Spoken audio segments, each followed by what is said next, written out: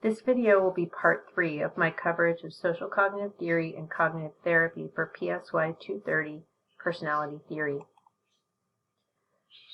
Another concept that Albert Bandura studied was something he called moral disengagement. And this is a broader application of his model. And I'll start with a video that will get us, into the mode of discussing this.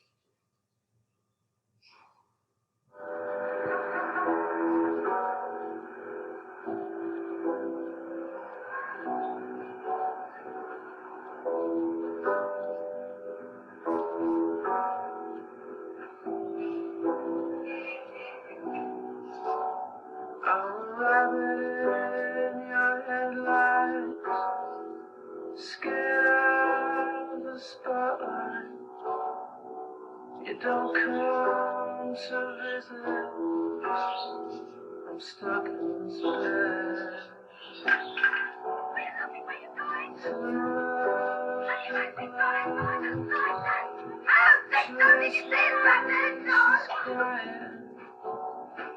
She cries when she's laughing.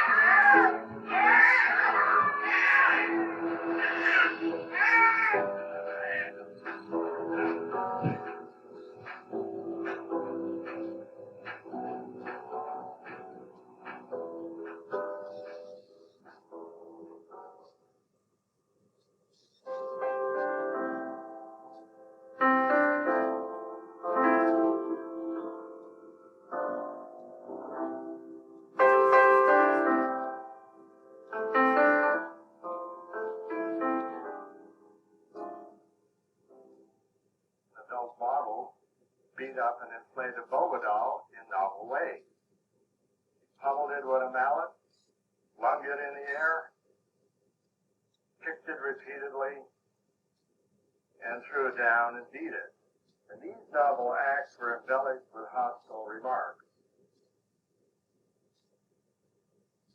The children were then left in the playroom that had a variety of toys. Now, the children who had observed the aggressive modeling adopted much of it.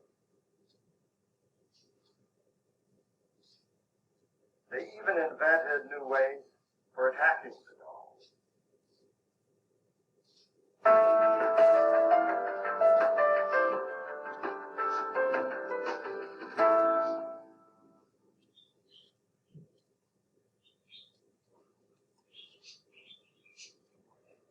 So for Bandura, and I chose this video, I found it on YouTube after doing a search for moral disengagement. The first part of it is an ad that was produced several years ago.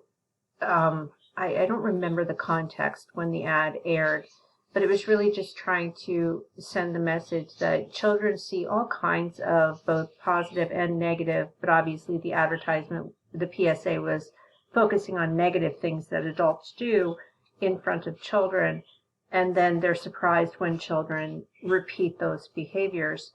In Bandura's, in the context of Bandura's theory, and you're familiar with the Bobo study that the video clip reviewed very briefly, but he argued further, it's more than just learning how to hit a toy and to repeat and demonstrate negative, aggressive scripts. He also felt that being dehumanized, or using dehumanization to justify your negative behavior toward a victim is something that it's a cognitive process, and it's something that we learn over time.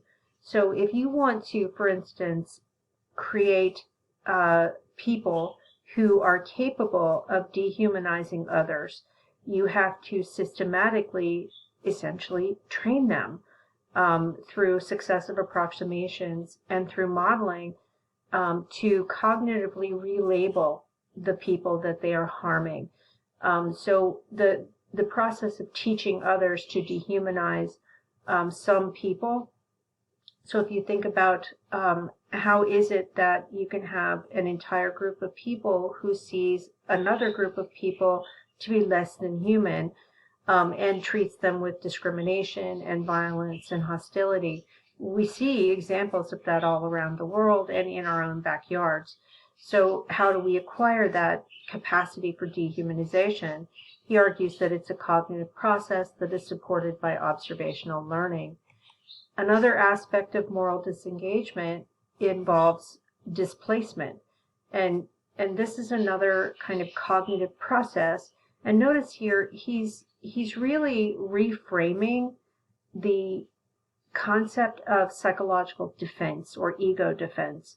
So whereas the psychoanalyst would be talking about ego defense mechanisms here, he's talking about these concepts in more of a social psychological context, where if you're in a situation where you don't want to see yourself and you don't want others to see you as cruel or violent or brutal, so how do you justify your behavior to reduce that kind of disconnect between how you want to see yourself and how you're behaving in the world? Well, dehumanization is one way of doing that. You dehumanize people that you treat badly so that you can continue to feel good about yourself. Displacement is the same way. You blame others for things you've done. Now, Freud would call that projection, in actuality. Another aspect of moral disengagement is what social psychologists call diffusion of responsibility. So it's not taking responsibility for what happens to others. Now, if you take 1, 2, and 3 here, that PSA that was at the beginning of the video clip that I showed to you, when we are kind of walking through our world and we see someone who is in trouble, who might require our help, but we don't want to help them, we may dehumanize them, blame them for their own situation, or simply assume that somebody else more appropriate should be helping them, and it's not my responsibility to do so. Moral disengagement can gradually occur. So the term here, gradualistic moral disengagement, it tends to be a step-by-step process. There was a fascinating study that I read when I was in graduate school. It was more a historical study where they were looking at the records in Italy of the fascist regime that tended to use torture methodology extensively during their reign. And there were records of how did they train new recruits to become torturers. And basically what they did was to systematically, step by step, move these new recruits through a system of observational learning, small acts of immorality and abuse, and then systematic rewards so for example, they would be brought in, they would be shown a great deal of information that set them up to see the people that they would later be torturing as less than fully human and to blame for their own plight. Then they would introduce them to just watching others talk down to their later victims, to push them around a little bit. Nothing overt, nothing really hostile, but just push them around a little, call them names, and then reward the new recruits when they would respond in the same way. So they would get more meals, they would get money, they would get praise, and so on. The next step was to have them observe more brutal behavior, and just to watch it. And then the next step after that was when they were verbally encouraged to also engage in some of the brutal behavior. And each new step was an increase in the level of brutality that they were being asked to perform. The reinforcers were continuous, so they would continue to get more privileges, they would get more pay, and all along the way, they were being reinforced for dehumanizing, displacing blame, and shifting responsibility for decision making onto others. So that's a gradualistic process of encouraging someone to morally disengage. You can also see a part of the moral disengagement process when people make comparisons that end up kind of converting the things that they're doing. So if they're doing something immoral, trying to make it seem like it was for a good purpose, that it was for an honorable purpose, by setting it apart. So, I've heard a lot of rhetoric in the last few weeks here with the situation with the war in Ukraine, where some of the rhetoric coming out of Russia involves comparing what they're doing and making it look like a virtual humanitarian mission in comparison to the acts of the Nazis in Germany. So what that's called is making an advantageous comparison. That allows for creating an architecture of moral justifications. So what often happens when people are morally disengaged is that they will construct a set of cognitive arguments that justifies their behaviors, making them feel acceptable, and making it feel like the ends justify the means. Blaming the victim is kind of an essential component of this. So you start with displacing your own behavior onto the other. So if you are feeling hatred and anger toward someone who you are harming, you're displacing the motivation for what you're doing onto the other, then that it's a short step from there, from that kind of projection of one's own frame of mind, to literally blaming victims for their own fate. So it's not uncommon, for example, if someone is a victim of a crime, to blame them for... Sorry about that. The Amazon driver just showed up and delivered a package. Anyway, the final idea that Bandura talked about with respect to moral disengagement was the idea that we also use language, symbolic language, to provide labels for what we're doing to make it seem like it's a good thing.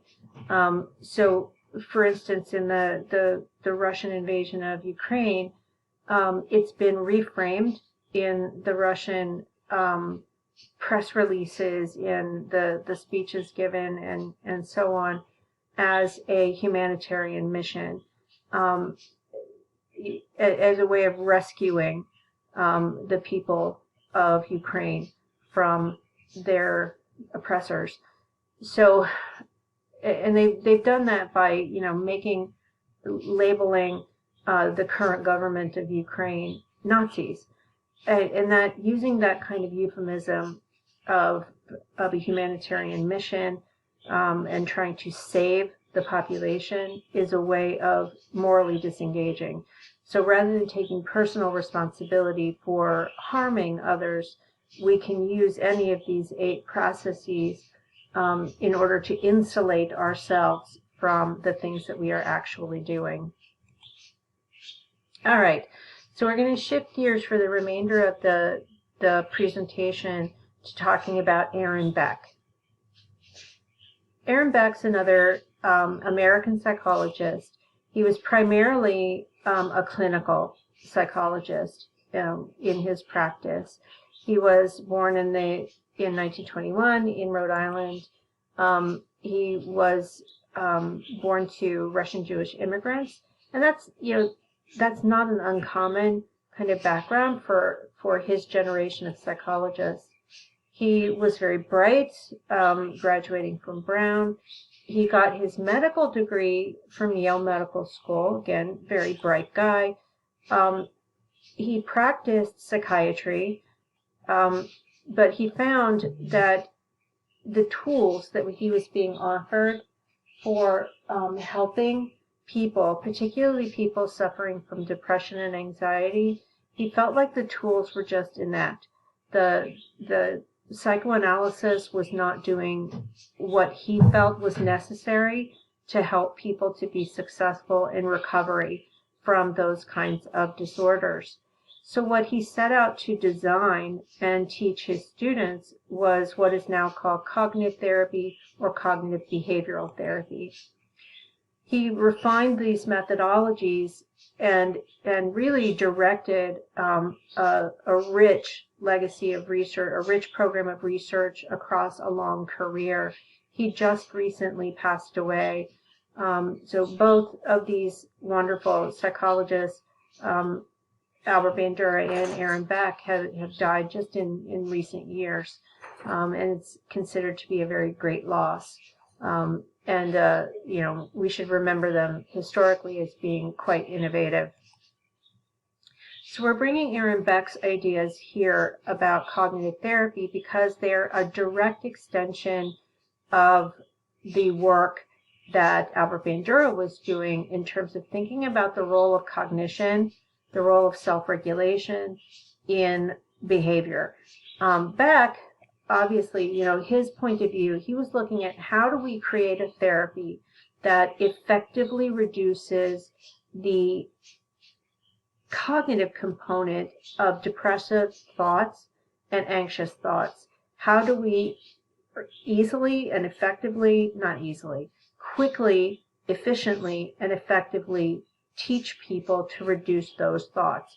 Because his observation was that depressed people, anxious people, tend to have very oppressive thought styles.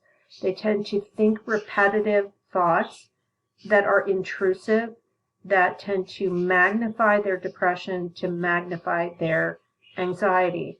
He called these automatic thoughts.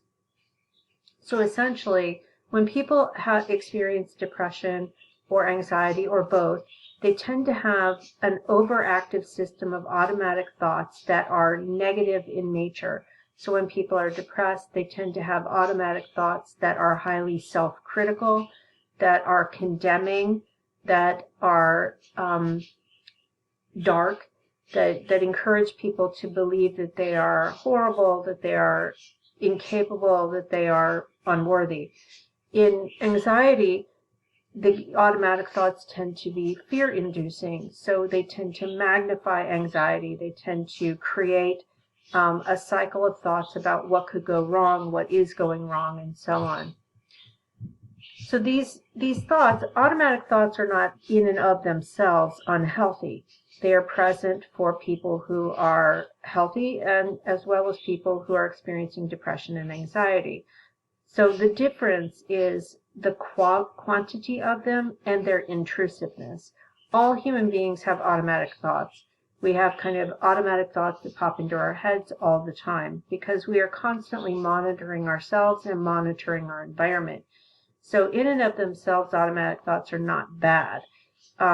But the difference is what is the quality of the messages? So what actual thoughts do the messages contain, and how do they intrude on your life? How much do they interfere with you being able to do the things that you want to do and to feel the things that you want to feel?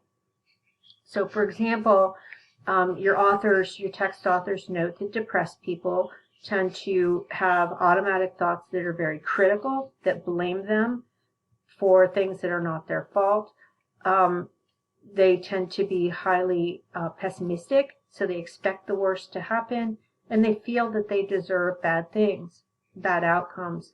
And that all kind of comes together in a global sense of diminished self-worth. In anxiety, automatic thoughts can be, expecting bad things to happen and catastrophizing those, making the bad things that are expected bigger than they could possibly be, magnifying the risks that are attendant to things that are expected to occur, and so on. And all of that kind of magnification of risk makes people even more anxious. So automatic thoughts in Beck's opinion, are based on the fact that we have what are called cognitive schemas. These are structures that you probably studied a little bit in your introductory psychology class, or if you've taken a developmental class, you studied Piaget. Piaget talked about schemas. Basically, we organize and understand ourselves and our world in terms of cognitive schemas. We have to have some kind of built-in template for making sense of the world, or else the world would just be constantly overwhelming to us, because there's just too much information flying around. So we build structures to make sense of that world, to make it regular, to make it predictable. We have stable cognitive schemas about ourselves too. What do these do for us? They allow us to kind of automatically, without having to think about it too much, make predictions and interpret what's going on around us. So these cognitive structures are basically belief systems that include assumptions about who we are, how we behave, how we're likely to respond, and how the world functions, especially the social aspects of that world.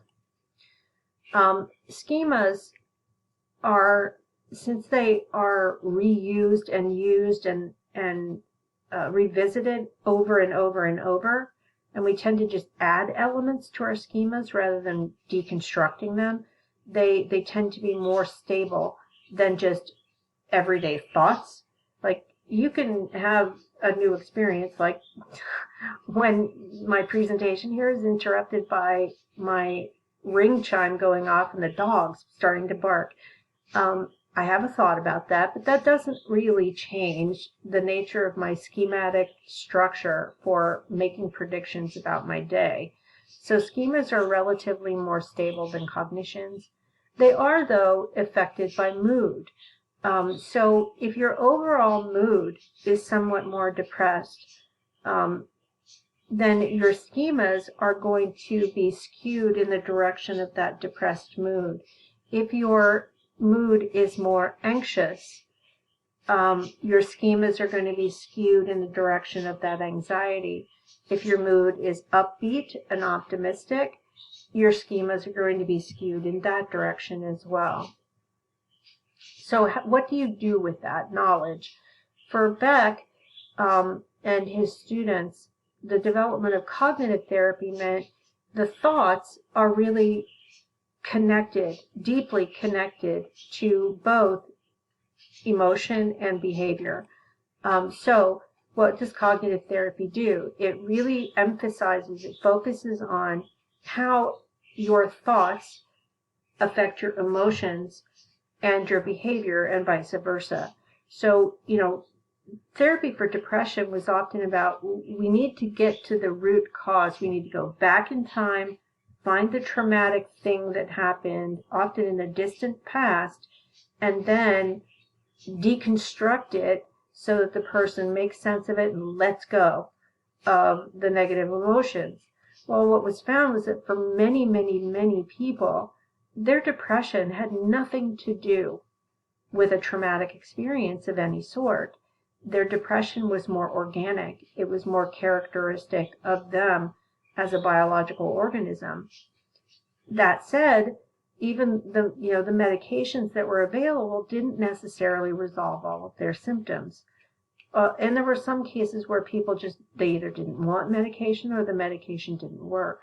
So what he found was that, one of the most oppressive things about being depressed or being anxious is the thoughts that just won't stop. So he felt that if you can make an intervention where you can alter the cognitions, then emotion would follow. So cognitive therapy really focuses on trying to modify the effects of cognitive processes. So really trying to retool the thinking by teaching people to recognize these negative automatic thoughts, challenge them, and replace them with more positive thoughts, more accurate thoughts. So one important aspect is kind of step one to cognitive therapy means teaching people how to identify and bring into conscious awareness automatic thoughts. Because automatic thoughts, unless you are really focusing on, what are these thoughts that are just entering into my head, even though I don't want them there, you have to shift your attention and really monitor your thoughts as they come through your head. So sometimes what clients are asked to do is to get a notebook, a really big one, and spend a dedicated amount of time, as much as they can, catching automatic thoughts and writing them down, making themselves very aware of their thoughts and their content.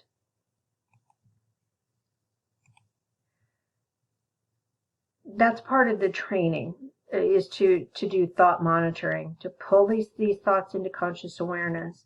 Then you evaluate them. So one of the next step after you've taught people to monitor their thoughts is to catch the negative thoughts. So maybe a depressed person says, I can't do anything right. So their first challenge is to, usually homework will involve taking a sheet of paper and folding it in half long ways. You catch the automatic thoughts and put them in the left-hand column. So maybe one of your automatic thoughts, if you're depressed, is, I can't do anything right. In the right-hand column, you say, that is not true. That's an overgeneralization. I got up this morning, I ate breakfast, and I walked my dog. I did 3 things right today. So what you're being taught to do is to evaluate the stream of negative thoughts. Now, early on, if you're a person who's very depressed, your logbook of negative thoughts will be massive, huge, and you'll spend a great deal of time and energy writing down all these negative thoughts and challenging each one. What happens over time is that your ability to catch the negative thought and interrogate it becomes more automatic itself. So as people begin to think more realistically, to interrogate their negative thoughts, what has been found, and this is, very strongly documented in research, people start to feel better. So when we can interfere with the cycle of negative thoughts, people they feel more in control of their own thinking. They learn to catch the negative thoughts on the fly, challenge them without even having to write them down, and flicking them off. So they start to replace automatic negative thoughts with automatic positive thoughts. Their emotions improve, and then their behavior becomes more functional over time. So what people report is, as they become more skilled at thought monitoring and then realistically refuting negative thoughts, they tend to feel less interference with their mood. So their mood lightens, they become more optimistic, and their behavior becomes more functional at work, at school, in their relationships, and so on. Now, part of what people learn in cognitive therapy and in cognitive behavioral therapy is to identify specific kinds of cognitive distortions.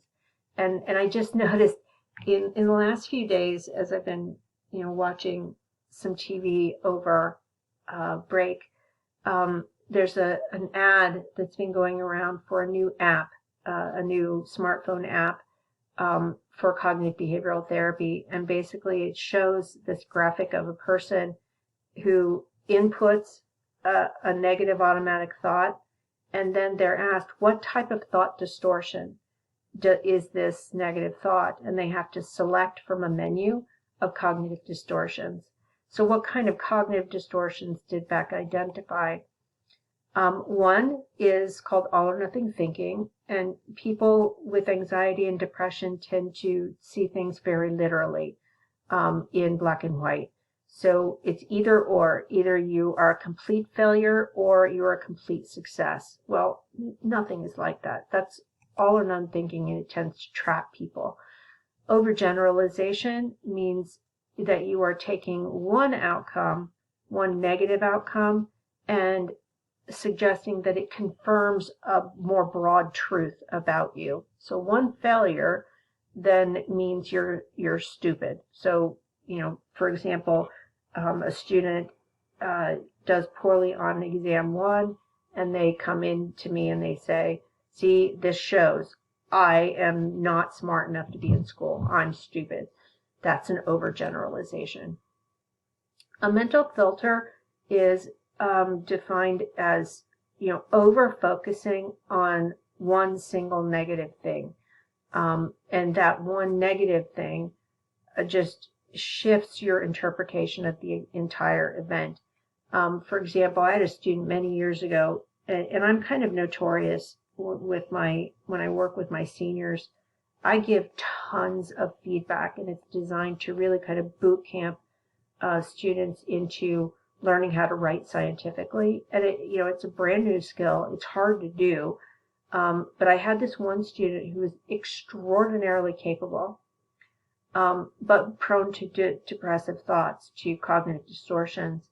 And for her, I could give all kinds of praise, but what she would focus on was the criticisms, the things that needed to be corrected or made more clear. So her tendency was to dismiss all of the positive feedback and to over-focus on the negative comments. And she would also reinterpret the negative comments as being condemning of her.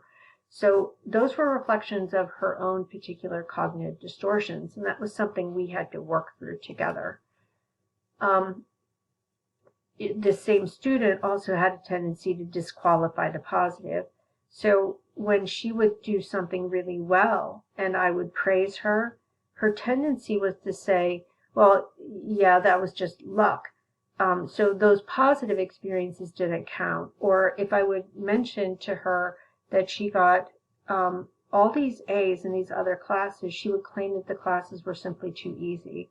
So it wasn't because she was bright, it wasn't because she was intelligent, it was because the classes were easy.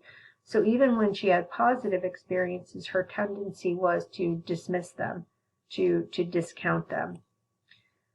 Another cognitive distortion is jumping to conclusions.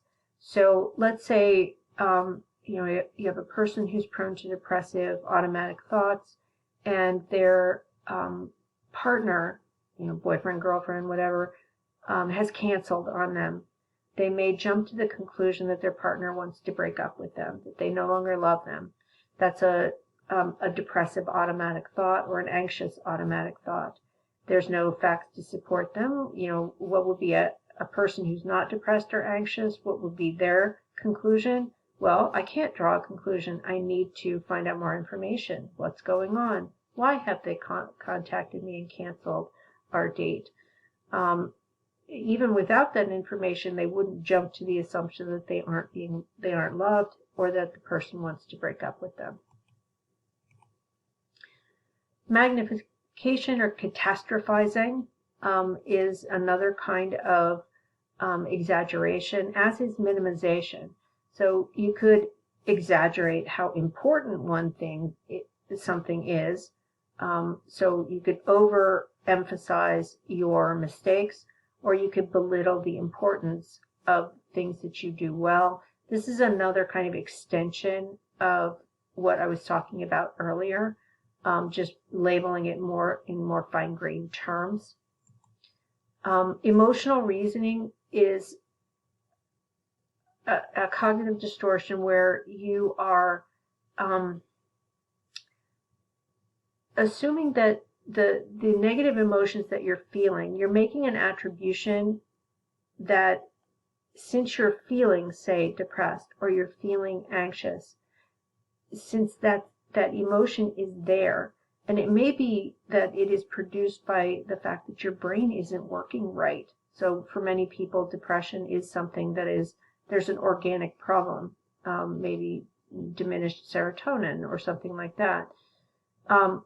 For them, though, those feelings, those emotions are based on emotional reasoning, they are explained by who they are as a person and how the world works. So that, the statement here is, I feel it, it's true. I feel worthless, therefore it is true. I feel like a screw up, therefore it's true. The world is a terrifying place and I can't be safe in it. I feel it, therefore it is true. Should statements are a real common cognitive distortion in depression. I should be smarter, I should be better, I should be more attractive, I should be. And those things can be used to like internally bludgeon oneself. Mislabeling and labeling, using labels as a way to blow up mistakes, to minimize successes, mislabeling things that have occurred around you, relabeling successes as being due to luck or fortune, but not being due to ability, are common mislabeling effects among people with depression, for example. And finally, personalization. And this is a way of giving yourself, if you are someone who experiences depression or anxiety, it's very common for you to see yourself as having far more power than you actually have, despite, internally feeling down and incapable. You feel like it is your fault that you have landed there. So, it's taking personal responsibility for feeling like garbage in the case of depression, or taking personal responsibility for being an anxious mess, for example, and then blaming oneself for your own state. That's an overgeneralization in and of itself to personalize responsibility for your mental state. So, that kind of wraps up our coverage for social learning theory, as well as the introduction of the application in the form of cognitive therapy. What I hope you take away from that, and hopefully your personal reflection assignments for this week will show you some additional ways of applying what you've learned here. But we'll be taking our next step. We'll be looking at Harold Kelly and another cognitive model of personality. So it's nice to have that cognitive therapy bridge before we go forward.